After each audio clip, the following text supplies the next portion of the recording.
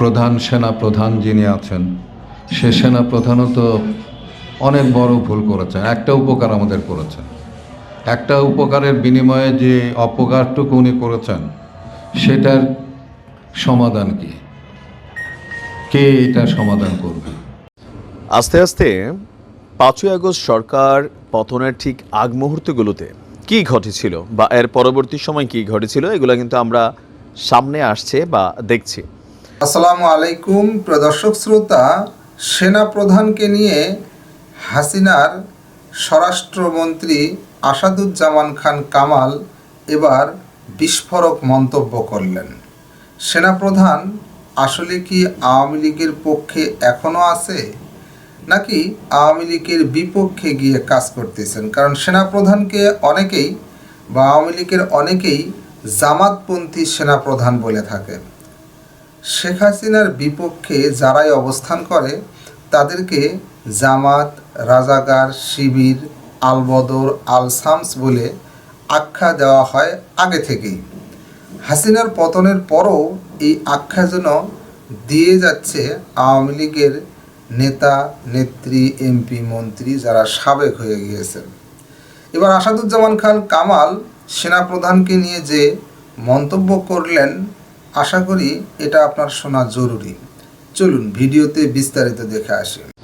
আস্তে আস্তে ৫ই আগস্ট সরকার পতনের ঠিক আগ মুহূর্তগুলোতে কি ঘটেছিল বা এর পরবর্তী সময় কি ঘটেছিল এগুলো কিন্তু আমরা সামনে আসছে বা দেখছি।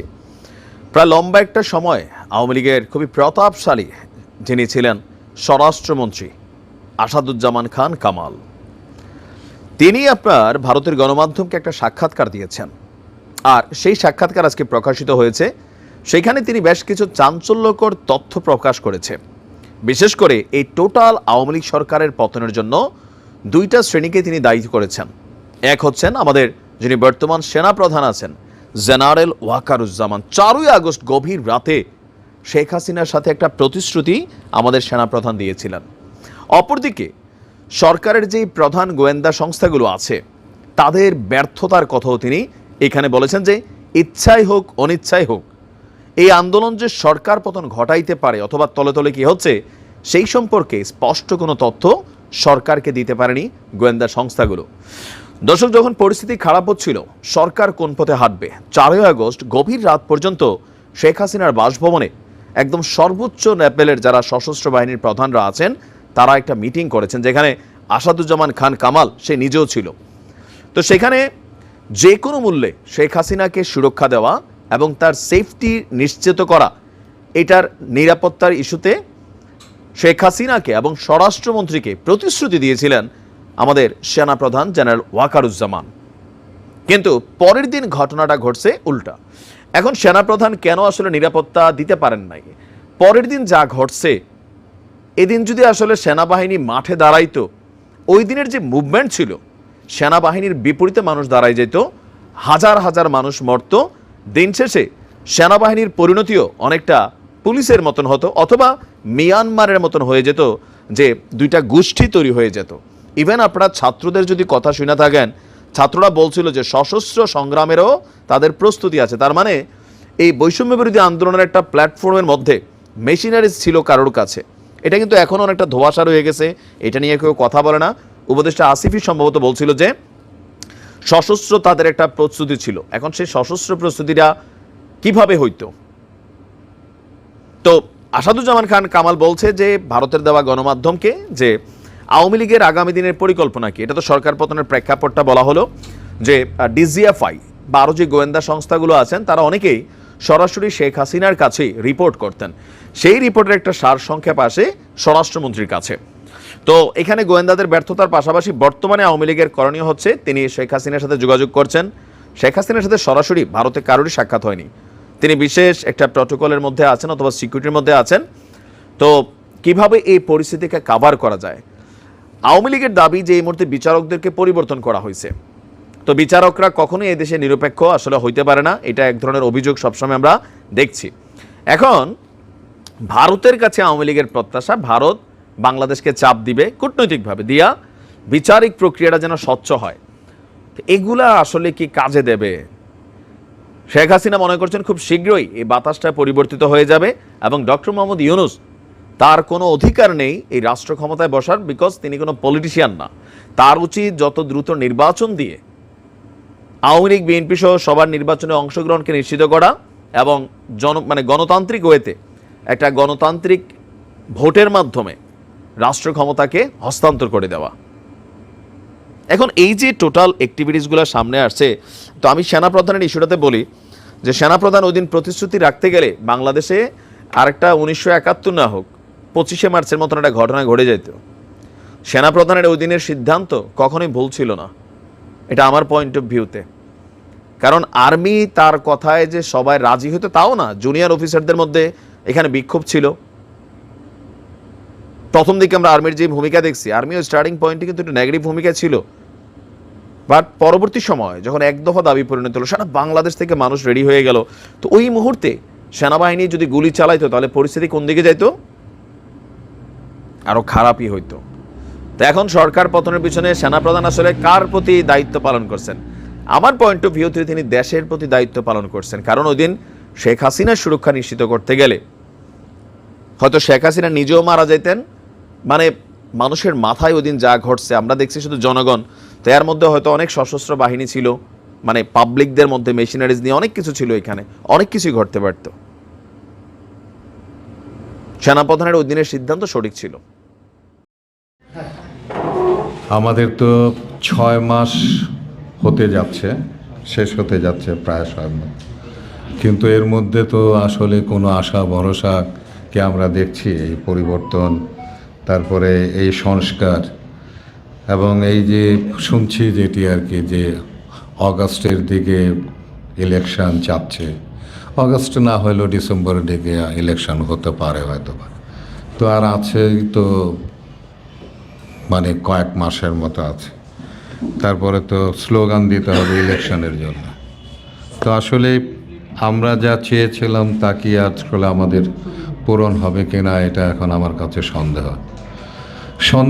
অনেকগুলো কারণের জন্যে। কারণ হলো গিয়ে যে আমি ডক্টর ইউনূসের কথা থেকেও আমার অনেক সন্দেহ, কারণ ওনাকে নিউ এজের যে সাংবাদিক সম্পাদক উনি যে সমস্ত প্রশ্নগুলো করেছিলেন ওনার ইন্টারভিউর মাধ্যমে, সেইখানে উনি যে কথাগুলো বলেছেন এবং উনি স্বীকার করেছেন যে ওনার যে উপদেষ্টারা যারা আছে তারা ভুল করছে। তো এই যে ভুল দিয়ে শুরু, ভুল দিয়ে এখনও চলছে, তো যে কারণের জন্য এই ভুলের মাসুল কিন্তু কে দেবে? উনি তো একা দেবেন না, আমাদেরও দিতে হবে, এবং আমরা দিচ্ছি সে ভুলের মাসুলগুলো। তো যে কারণের জন্য আমি বলবো যে আসলে কার কাছে, তারেক তুমি কার কাছে চাও আমি জানি না, আমি বুঝতে পারি না। তো এই ভুলগুলো আছে, পাশাপাশি ভুল আছে আমাদের যে সেনা প্রধান যিনি আছেন, সে সেনা প্রধানও তো অনেক বড় ভুল করেছেন। একটা উপকার আমাদের করেছেন, একটা উপকারের বিনিময়ে যে অপকারটুকু উনি করেছেন সেটার সমাধান কি? কে এটা সমাধান করবে? এটা কি আমাদের চাওয়া ছিল এই ধরনের যে 700-র উপরে লোককে শেল্টার দেওয়া, তারপরে তাদেরকে বের করে দেওয়া? তারপরে এখনও পর্যন্ত কিন্তু যারা অন্যায় করেছে, দুর্নীতি করেছে, যে ফ্যাসিস্ট সরকারের সঙ্গে যারা একাত্মতা ঘোষণা করেছে, তাদের কারো কি সেরকম কি ওই পর্যায়ের কি কোনো বিচার আচার এই ধরনের কি কোনো কিছু হচ্ছে? কোনো কিছুই কিন্তু হচ্ছে না। কিন্তু তো এই যে একটা উপকার আর হাজারোটা কিন্তু আপনার গিয়ে অপকার কিন্তু হচ্ছে বাংলাদেশের মধ্যে। পাশাপাশি আমি যেটি দেখব যে সমন্বয়কদের মধ্যে আপনারা তো নিজেরাই যা দেখছেন এখন, যে ওরা নিজেরা মারামারি করছে, মাথা ফাটাফাটি করছে। তাহলে সংস্কার আসলে কে করবে? কার কাছে আসলে আমাদের চাওয়া? যারা সরকার পরিচালনা করছে তারা ভুল করছে, নিজেরা স্বীকার করছে। যিনি সেনাপ্রধান তারও যে কর্মকাণ্ড, সেখানেও কিন্তু শতভাগ সততা সেখানে নেই। আমাদের যে সমন্বয়করা তাদেরও সেরকমভাবে নেই, তাহলে আসলে আমরা কি কার কাছে এই প্রস্তাবনা আমরা দিচ্ছি এবং কারা এটি করবে? আমার কাছে যেটা বারবার মনে হয় যে আসলে এত বড় একটা সুযোগ আসলো আমাদের সামনে, সেই সুযোগটাকে আমরা আসলে কাজে লাগাতে পারলাম না। এবং আমাদের মধ্যে যে সমন্বয়তা ছিল সকলের মিলে, সমস্ত রাজনৈতিক নেতৃবৃন্দ মিলে, ছাত্র জনতা সকলে মিলে যে একটা ঐক্য যেটি গড়ে উঠেছিল, সেই ঐক্যও তো বিনষ্ট হয়ে গেছে। এখন তো যার যার স্বার্থ নিয়ে সকলে চলছে। তো কাজে সেই স্বার্থের মধ্যে আসলে আমাদের সাধারণ মানুষের, সাধারণ জনগণের যে স্বার্থ, সেই স্বার্থ কি রক্ষা হবে? আমি তো দেখি নাই কোনো দিন। এই যে বলা হয় যে স্বৈর শাসক ফ্যাসিস্টরা চলে গেছে, এই ফ্যাসিস্ট কি শুধুই কি আপনার এই 14-15 বছরের এই ফ্যাসিস্ট সরকার? এর আগে কি হয়েছে?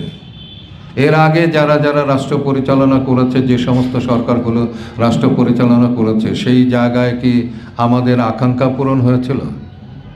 আমাদের কোনো আকাঙ্ক্ষা কি পূরণ হয়েছিল? কোনো সরকার, কোনো রাজনীতিবিদরা কি আমাদের সেই আকাঙ্ক্ষাকে পূরণ করেছে? প্রিয় দর্শক শ্রোতা, এই বিষয়ে আপনার মন্তব্য অবশ্যই লিখবেন। আজকে এই পর্যন্তই। আল্লাহ হাফেজ।